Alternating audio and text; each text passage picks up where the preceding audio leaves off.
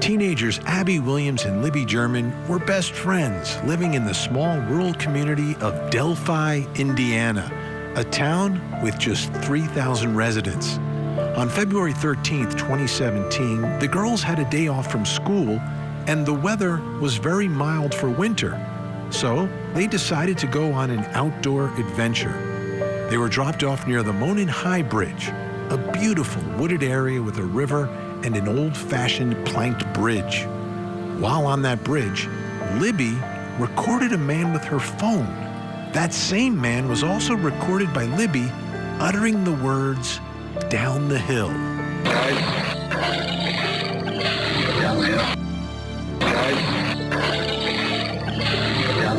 It was down the hill where Libby and Abby would be murdered. Prosecutors say the man on the bridge is responsible, and that man is Richard Allen. But Allen and his attorneys say prosecutors have it all wrong. They say Allen is innocent, and investigators did not follow the evidence that leads to somewhere else. A group of white nationalists who practice the ancient Nordic religion of Odinism. They also allege that 3 of the investigators on the case also believed this was a ritualistic killing, evidence that was concealed, suppressed, and not revealed to the judge. Tonight, we take a closer look at what those 3 investigators are saying and look at the evidence the defense says was hidden as we continue to investigate the Delphi murders. I'm Vinny Politan. Thank you so much for joining us tonight here on Closing Arguments. Our investigation continues tonight into the Delphi murders. So much information was released this week, and each night we're going through more and more of it. Tonight is going to be, I think, eye-opening and fascinating in looking at what the defense is alleging here. But let's start. I mean, Abby and Libby, these 2 young girls, best friends. Best friends. So, understand that relationship, right? And go back in your minds when you're growing up and you've got your friends and you do things together. And I remember growing up taking hikes all the time, whether it was 2 of us or 8 of us. You know, we would just head out into the woods, you know, looking for that waterfall or wherever we were going to go. And we'd be gone for hours and hours. Our parents didn't worry.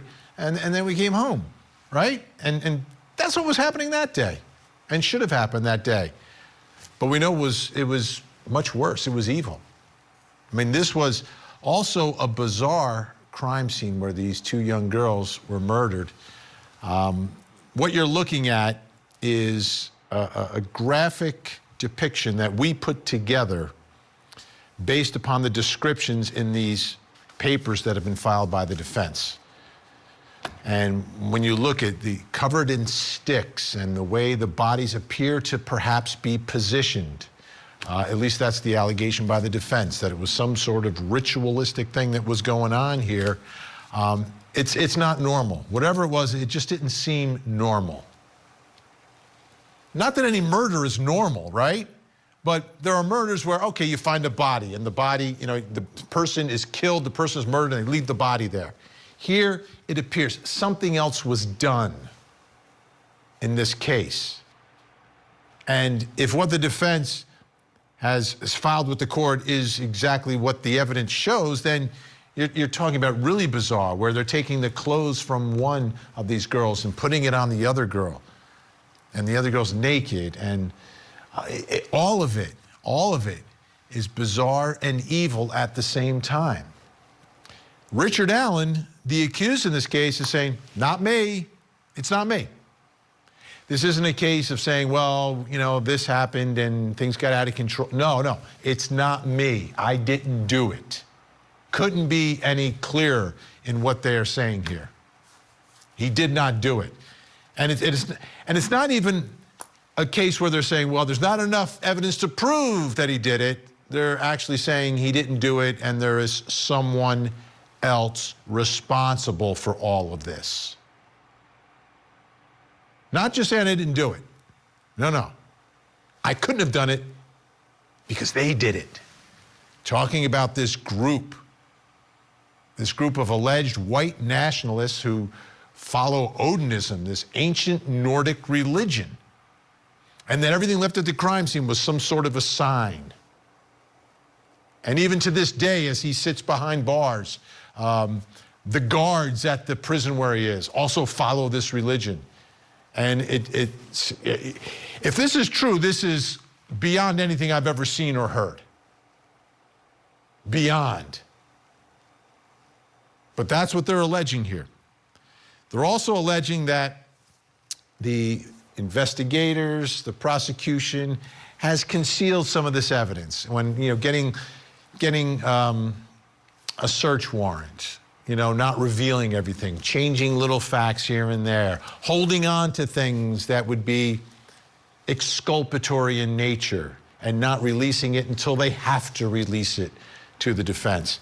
Now that I've seen a lot in many cases, allegations of that in many cases.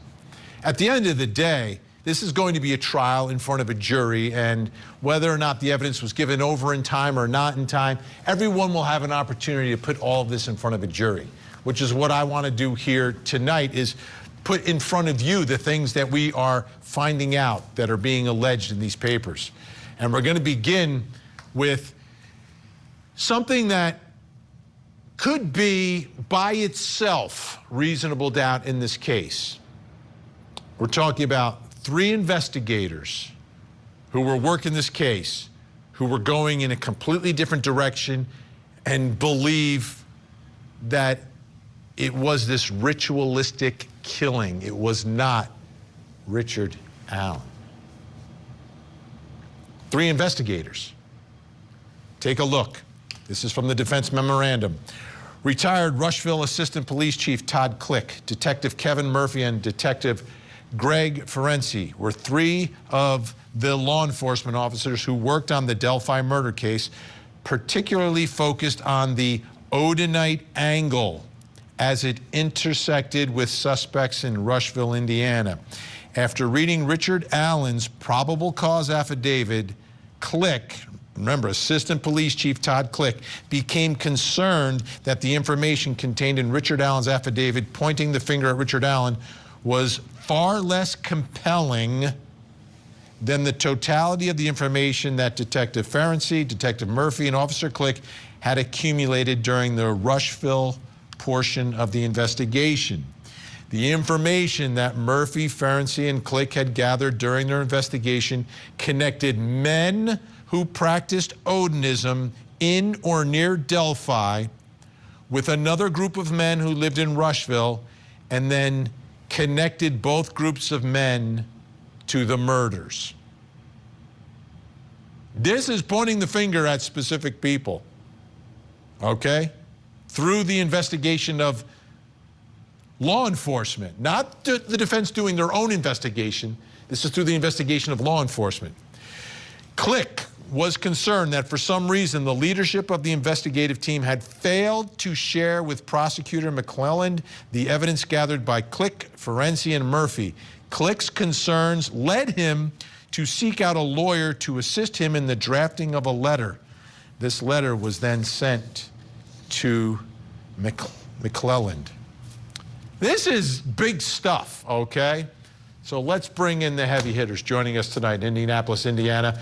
We go to them all the time on this story, have been doing it for years now. The hosts of the Murder Sheet podcast. Make sure you download the latest episode.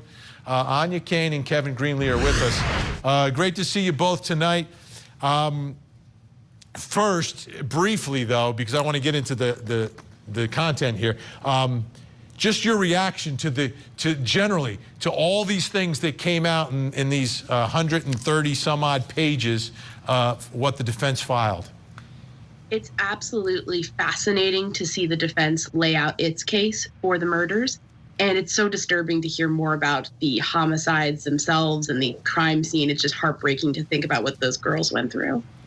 And these details that we're getting are really for the first time, right? I mean, you've been trying for years, but you know, it is what it is. Things have been sealed.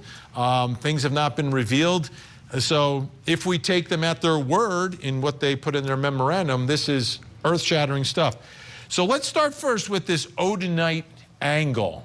and the fact that there are apparently these 3 investigators who thought they were putting things together.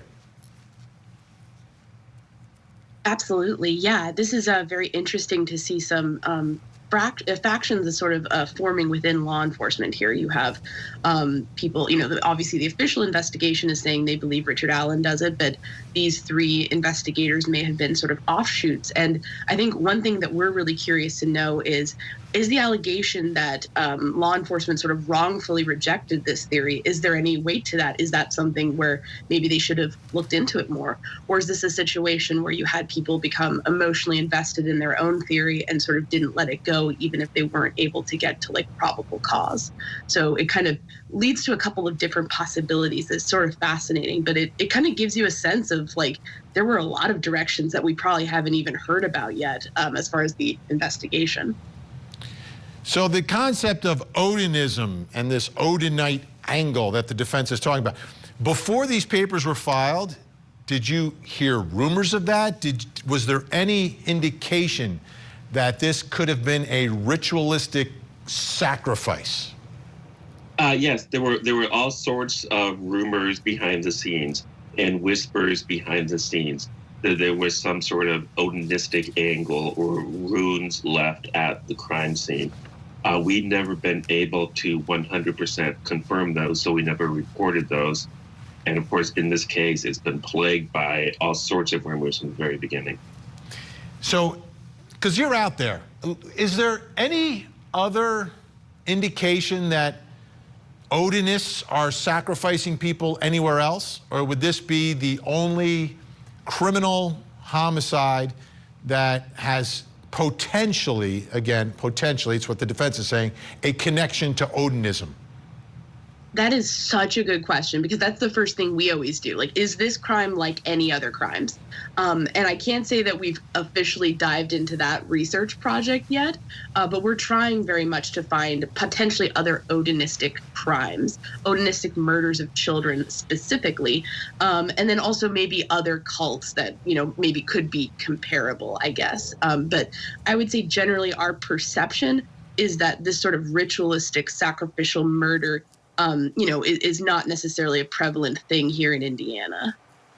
And, the nature of it, I would think that if there was a murder like that, that it maybe would make the news and people would kind of know about it. But, some cases, I guess, a little more under the radar. Maybe things aren't released publicly. Like in this case, we didn't know. We had no idea that what the scene looked like. So let me put up something else from this defense memorandum. Not only did the prosecution withhold that letter, and they're talking again about the letter from Assistant Police Chief Todd Click, from the defense, but law enforcement also withheld several other exculpatory pieces of evidence, including an 85-page compilation of reports by Click prepared in 2019 and several videos containing statements that support the defense theory of Richard Allen's innocence. This 85-page report detailed the investigative work performed by Click, Forensi, Murphy, and others, including the FBI. Then I want to get to this. According to the summary of Click's investigation that he attached with his letter, the Behavioral Analysis Unit, BAU, of the FBI determined that the individual or individuals responsible for the homicides were involved in Nordic beliefs. What are your thoughts about all of that? Yeah, it's interesting. My initial question would be, would the BAU back that up at this point? It's a little surprising to hear like the surety of the language there, that they confirmed that the people involved had Nordic beliefs, because I feel like you always have to put in the possibility of someone attempting to stage a scene and make it look like something it's not, right? So I don't know, but it's fascinating. And it also throws in the FBI, which of course came into this case very early on and then sort of has seemingly left it these days. So is not necessarily super involved anymore. So kind of also underscores that maybe there was some factionalism even between sort of local, state, and federal authorities. So what questions has all of this now raised to you, now that you've gone through all of these pages and come across things that have been released for the very first time? The big thing on my mind is these allegations that the defense made are incredibly serious. And so the question on my mind is there anything to these allegations? I am really interested in hearing how the prosecution responds to this. Did they, in fact, withhold exculpatory material from the defense? If so, that would be very, very serious. If they have an explanation, I think we'd all like to hear it.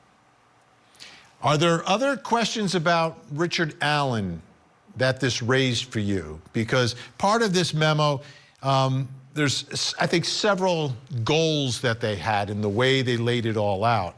And one big one that we talked about a little bit last night was that one person could not have done all of this. What are your thoughts about the way they describe all that and the scene where Abby and Libby were found? Yeah, I thought the defense did a good job of kind of crafting this narrative. And I know for our listeners, we've already gotten a ton of emails about this and people sort of saying, wow, you know, it seems to have caught people's interest in a big way. And I would say, I think it's going to be a battle of the narratives. I think you're going to have the prosecution saying, this is an ordinary guy, and then he does this, and it was heinous, and, you know, why doesn't necessarily matter. Sometimes people just go out and do these things. And the defense is going to be crafting something about more of a wide-ranging conspiracy involving Odinists who have infiltrated prison and also, you know, were involved in these child murders. And so you're going to have the sort of ordinary versus the extraordinary. And it's going to be interesting to see which one carries the day with the jury, because we've interviewed people who knew Richard Allen and who, you know, grew up with him, and by all accounts, he was a very normal guy. So there's not really that kind of salacious aspect that you have in sort of an Odinistic cult. So I just sort of think we're seeing the sides form right now. Now, all of us who've been following the story and covering the story, there's a series now of I wouldn't call them suspects, but people who, okay, are they connected? Are they connected? Including the Anthony Shots social media stuff. How does what we learned here, how does it change, alter, or perhaps supplement, you know, everything else that we've learned? I think one thing it does is it shows that these investigators never had blinders on. They looked at a wide variety of leads and they pursued them to the best of their abilities.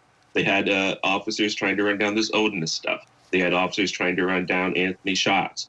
They had officers trying to run down Chadwell and some of the other suspects over the years. And ultimately, they ended up, the only person they could make a probable cause case against was Richard Allen. And so they arrested him. And you know what's fascinating about this story and why I think it's going to be a difficult case for prosecutors is I speak to people who have been there, have done, like you, and who have done podcasts and things, and people tell me, and I always ask them, well, you know, I'm not going to ask them on the air, but I'll ask them sometimes, well, who do you think did it? And you get different answers from different people who have studied all this. I've never seen anything like this, where, you know, people who are, you know, really involved in it can look at this and say, oh, no, it's this person. Oh, no, it's this person. But I don't know if anyone's convinced that any of them, I don't think they're convinced beyond a reasonable doubt on any of them. And then Richard Allen is the one who, like, came out of nowhere. In many ways, he's the most boring suspect. What a great description. Kevin, like, this guy, there's nothing to it. There's no computer searches. There's just a bullet. Yeah, you look at some of the other suspects, they have a history of violence. They have histories of child sexual abuse materials. This guy just was a regular working Joe who every day went to work at the CVS at the pharmacy, didn't cause any trouble at all. So as Anya says, he's the dullest of the suspects probably. Unbelievable developments. Anya Kane, Kevin Greenlee, folks, listen to it after my show, right? You can download it now, but listen after the show, the Murder Sheet podcast, and I hope you guys will come back because we're going to do this again tomorrow night, so hopefully we'll be able to track you down again tomorrow. Thank you so much. All right, folks, we've got more to get to here. How about those sketches? What about those sketches? More information in these pages filed by the defense undermining the sketches. We'll talk about that, plus coming up next hour. In Las Vegas, Nevada, a disturbing video goes viral. Two teenagers in a car record themselves as they purposely strike a man on a bicycle and kill him. Tonight, they both are under arrest, and we're asking what should happen to the driver and what should happen to the teenager recording the video. In the criminal justice system, if you are a minor and you are eligible to be charged with the crime of murder, you are automatically sent to the adult system. I am confident that that is what is going to happen in this case. A tragedy in the Hollywood Hills. Prominent therapist Dr. Amy Hardwick found fatally injured under her balcony. Her ex-boyfriend on trial for her murder. She had had a restraining order against him. He strangled her, lifted her up over the balcony, and dropped her. He never intended on killing her. Is this a case of a jilted lover turned obsessive stalker? The Hollywood Obsession Murder Trial. Trial coverage weekday mornings at 8, 7 Central on Court TV.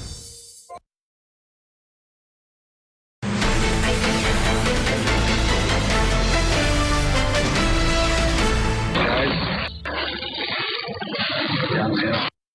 Guys. Downhill. Guys. Downhill. All right, there's part of this Delphi case that has always confused me, and I never really understood it. Right? That's a video, and that's what they've been telling us. This is the killer. This is a video of the killer taken by Libby. Okay, amazing that she did this, but that's the killer. Despite the fact that we have video of the actual killer, we also have sketches of the alleged suspects in this case. Let's put it up on the screen. February 2017, this was a witness description to the sketch artist of a man on the Monon High Bridge. And this is, again, February 2017, the month that it happens. White, about 20 years old, brown curly hair with a medium build, okay? And that was the sketch artist put together. Now, in the papers, again, that the defense has filed, they write, the Unified Command, again, this is the investigative agency running the whole thing. The Unified Command did not release the witness sketch to the public for over 2 years. Instead, they first released another witness's sketch called Sketch 1. The other sketch was illustrated by FBI sketch artist Plants from Detroit on June 19, 2017, and released to the public July 17, 2017. Roughly 2 years later, in March of 2019, the witness met with Tony Liggett, frustrated that her sketch number 2, the one on the right of your screen, had not been released to the public.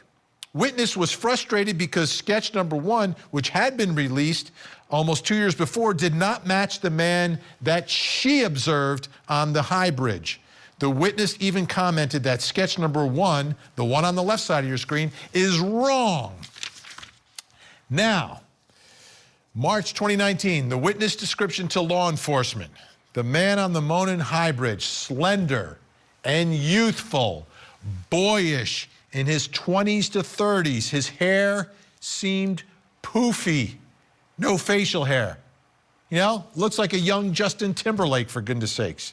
Now, also from this defense memorandum, on April 22nd, 2019, the Unified Command, the investigators, released the witness's sketch number 2 to the general public. In fact, upon its release, Superintendent Doug Carter commented that the man in sketch 2 was responsible for the murders. Also, at the time of the release of sketch 2, Doug Carter also stated that sketch 1 had now become secondary to the investigation. All of this totally confusing at the time, and I think even more confusing now, because that sketch of the one who looks like Justin Timberlake doesn't look like Richard Allen and doesn't look like the guy in the video. What's going on here? I need some help. Joining me in Orange County, California, the author of Forest for the Trees, a book about the Delphi murders. Investigative producer Chris Todd is with us. And in Jacksonville, Florida, retired FBI Special Agent Jennifer Coffendorfer. Great to have you both here. Chris, is this the strangest part of this whole investigation? I mean, there's a lot of strange parts, and we've learned much more now. But how do you make sense, or can you make sense, of the sketches, the descriptions, and what the defense is now alleging? This is one of the strangest cases I've ever been involved in, for sure. And a lot of people have worked on this, a lot of podcasters, journalists, Leos, and a lot of people in Delphi in this community know the work that I've done and the people I've worked with. And these sketches, they don't look anything alike. They don't resemble, actually, BG at all. And when you say BG, you mean Bridge Guy, right? Bridge Guy in the video? Yeah, Bridge Guy. Everybody calls him BG. And I've already said who Bridge Guy is, and I will stick to that. And I don't believe Richard Allen is Bridge Guy, and I don't believe he ever will be. So these two sketches look nothing alike. They're from two different, or multiple witnesses actually gave differing, just like the trail witnesses said someone was in all black or they're in all blue. This case is a circus. I'm just going to say that. And I do have some bombshell information for you today, Vinny, if we get to it. Oh, if it's a bombshell, we'll get to it. But we'll have to wait. That way people keep watching. That's the way we do it, Chris, here on television. All right. Jennifer Koffendorfer, your thoughts about the way these sketches were handled and released? Like, why do you get a sketch in February and then not release it for 2 years and then tell us this is the one? I don't understand that. Why would you do that? Well, I think the important thing is understanding really how these sketches came about. The first sketch was actually taken not only from witness accounts, but also from really the video of Bridge Guy as best that they could ascertain what he looked like. And that was released. And if you look at that sketch. And you're talking about the one all the way to the left now? Are you talking about the one all the way to the left of the screen? Yes, the first sketch. Well, we got to, I don't want to call it first and second, because I think the boy one was the first one done, but the second one released. So when you say first sketch released or first sketch that's sketched? Apologies. The first sketch release, not the boy. Okay, not gotcha. the Timberlake. Gotcha.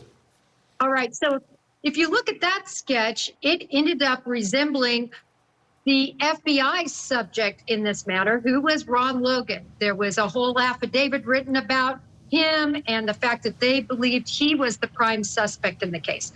If you look at the second sketch, which was released late, but as you said, made earlier from a witness statement, that came about almost 2 years after, as you pointed out. Why did it come about? The FBI at that point had removed themselves from the investigation. There were issues between two different ideologies in terms of who was the suspect, and so they released this new one looking for new leads. Now, I was a prosecutor. This is like oozing of reasonable doubt. I'm not saying that they arrested the wrong guy. I don't know who did it. I wasn't there, obviously, right? We got to see and hear all the evidence in court. But I know the way trials go. And once they start putting these different sketches, and they do like we did, and they put the sketch next to Richard Allen, and then none of it makes sense. None of this makes sense to me. So what do you think, Chris, about the eyewitnesses? Who do the eyewitnesses help in this case, or are the eyewitnesses, does their testimony conflict with one another to an extent that these descriptions become meaningless? I mean, I'm looking at this Frank's motion a little bit, right? The Sons of Odin and all these. I think that's where we're at this second. There's many witnesses. There were a lot of people on the trail that day, a lot. And other names keep coming up. Yeah, let's not mention any of them. We're not. No, I'm just letting the folks at home know that we're not mentioning names purposely. I tell them every night because there are names that the defense is naming, but we specifically are just not doing it until there's more information out there. Go ahead. What I'm saying is this Frank's motion is where the case is at today. This is the most important thing. The defense is creating this scenario of other people looking at other people. This ritualistic pagan ceremony. And this has been going on since day one. with Tony Klein, Kegan Klein, these names, everyone said these names. But I'm saying is, so today, this case is moving at 1,000 miles an hour. This is bombshell information. And I understand what the defense is doing, but I'm just going to say this to you right now, okay? The runes, this writing in blood on the tree, I'm not buying any of it. And I have multiple sources that you know too. I have a lot of people on the inside on this investigation. I'm not buying any of it. That's fascinating. Now, Jennifer, what we talked about in the second block is that the defense is alleging that the FBI BAU, Behavioral Unit, said this was consistent with some sort of Nordic ritual. Like, how did they come to that determination? Are you buying it? Well, the Behavioral Analysis Unit with the FBI, they have a huge database of cases that would have been similar. Now, remember, this wasn't the first Odinist type murder. There were 6 cases of crimes, I should say, where the individuals were Odinists. And the most famous one occurred in 2011 in Norway, which was a horrible mass murder in a school. And so in any event, they are going to take some of those markers, if you will, and look and do some comparative analysis. So BAU is actually quite good at this.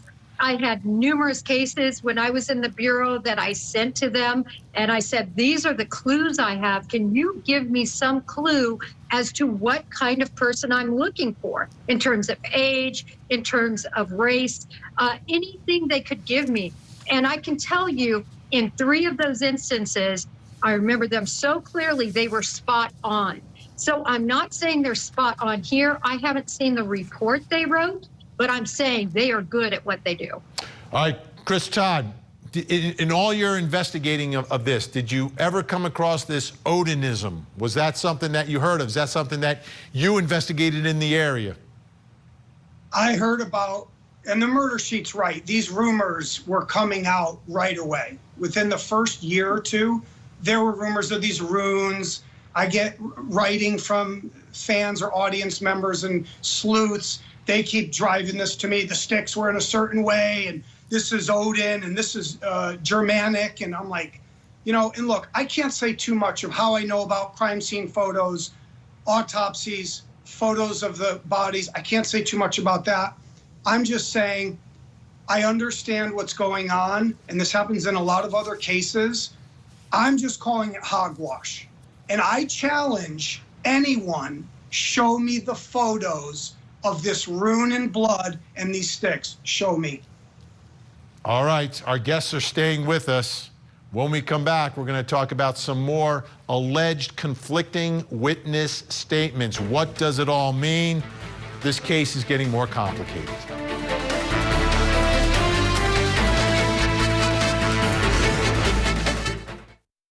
I've worked hard all my life. I've gone from being a local reporter to becoming a law student to then even going on to teach other lawyers, all before I came to Court TV. As a journalist, lawyer, and teacher, I learned the secret to success is speaking in your authentic voice. And I bring that lesson to my show, Opening Statements, every morning on Court TV. Opening Statements with Julie Grant. Weekday mornings at 8, 7 Central. Only on Court TV.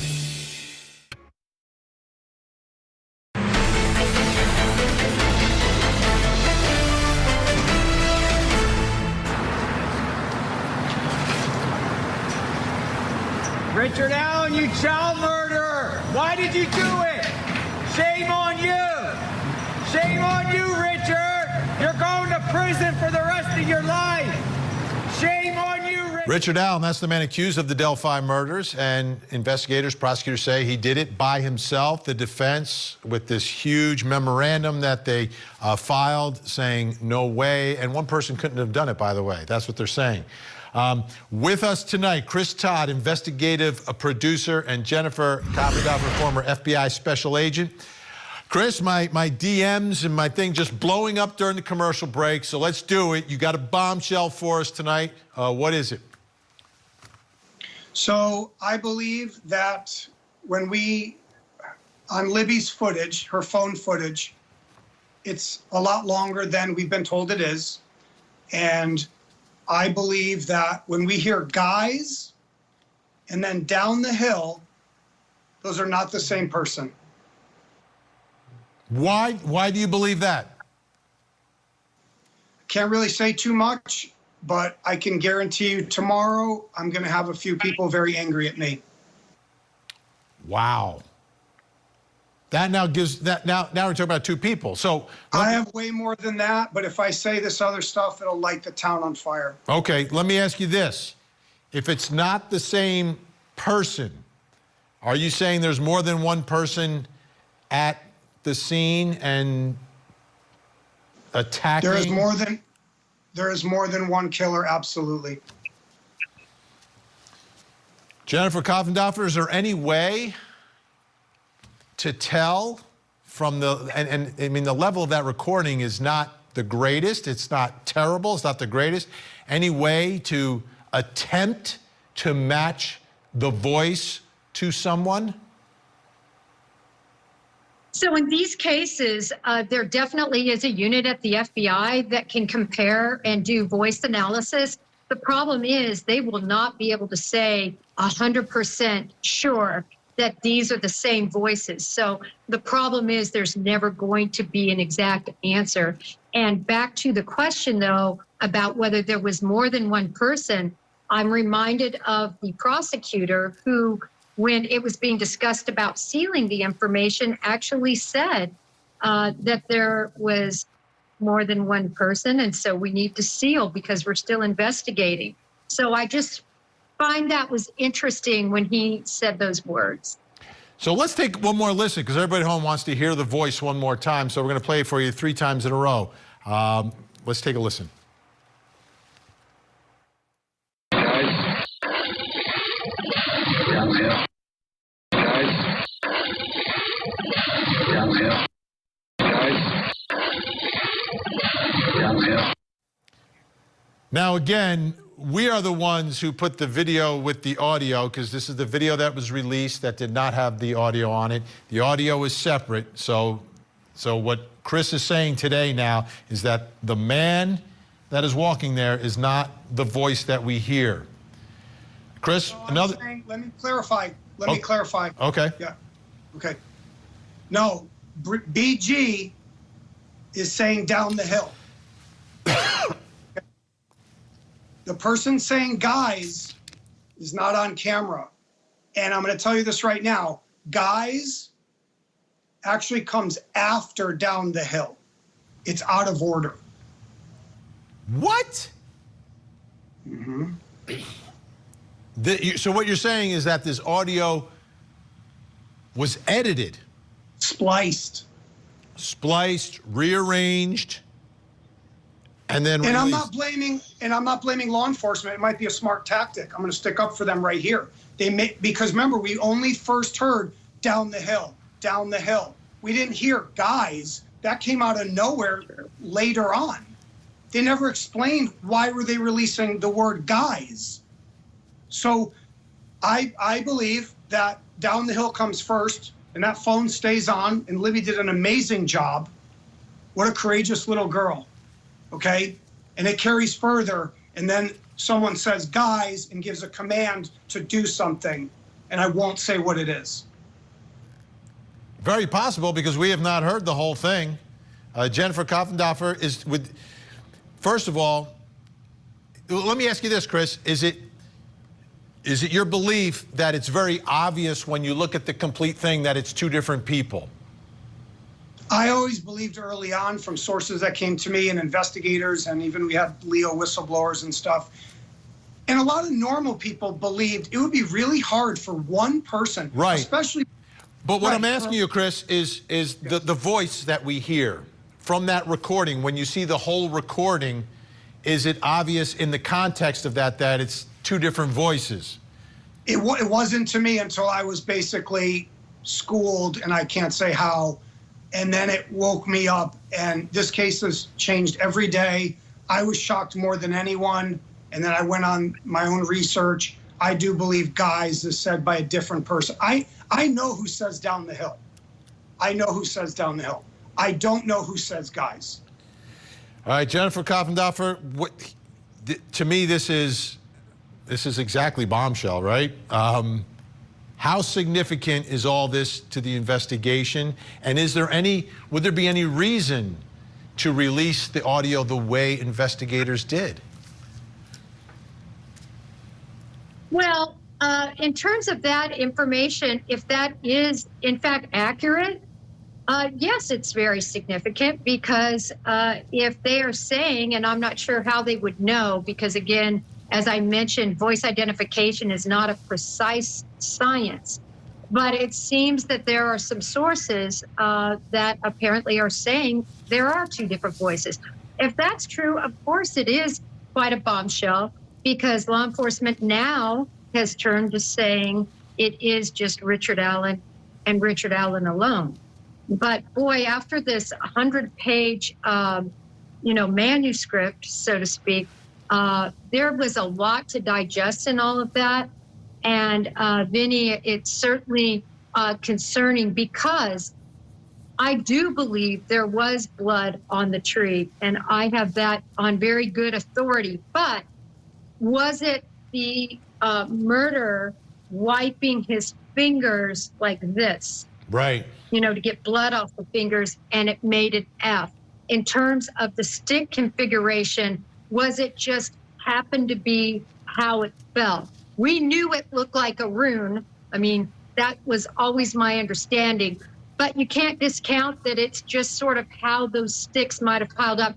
But the prosecution, at the end of the day, Vinny, they're going to have a lot of explaining to do regarding the sticks and that blood. Trust me. All right, Chris, one other thing I just want to follow up on that we were going to spend a little more time on, but the muddy and bloody description by a witness. In the affidavit that the prosecution put out there, they said that someone was seen wearing a blue-colored jacket, blue jeans, and was muddy and bloody. The defense says the witness never said bloody. What are your thoughts? Was this person muddy and bloody, just muddy? And what is that? How significant is all of that? I don't know if I believe this witness at all.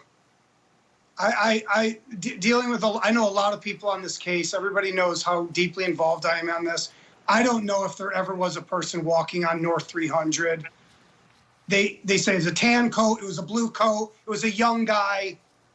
I mean, the killer's gonna break the tree line and walk on the road in broad daylight, muddy and bloody.